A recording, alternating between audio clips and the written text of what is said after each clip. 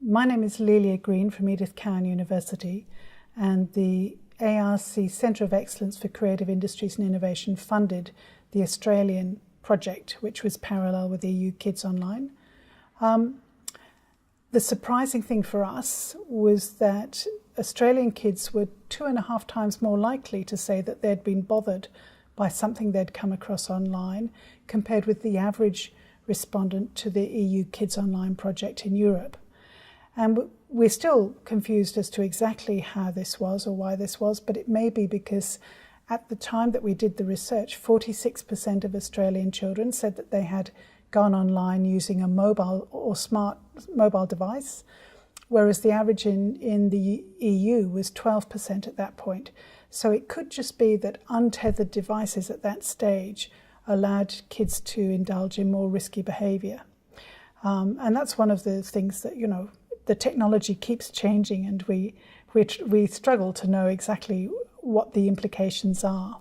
The old advice of know where your child is much more difficult to follow through now that kids have mobile access and they're able to use their friends' mobile devices in other locations.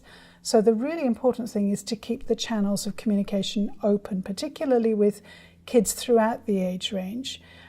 There was some suggestion that parents worried more about older teenagers, that they assumed that older teenagers were getting up to mischief, whereas in fact the younger kids, the 9 to 10-year-olds, were often seeking advice, whereas the parents thought that they were unlikely to come across problems.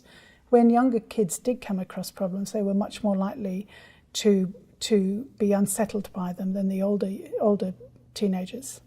When we sought Australian government funding to do this research, we were told that the budget had already been allocated to work with teachers and parents. And I think that what's become clear is that when you speak to the children themselves, what worries them is much more likely to be bullying or things like violence to animals. There was a whole set of images around Indonesian abattoirs that upset and unsettled children that they came across on the internet. The things that policymakers automatically assume are concerning, like pornography and paedophiles, are actually much less likely to be the things that are distressing children. And so children's perspectives are always important and should be considered. It received quite a lot of publicity when the first report came out, and it continues to grow in momentum. It's provided a baseline for a number of other projects that have gone from it, and I think it continues to have relevance for the policy discussions going on today.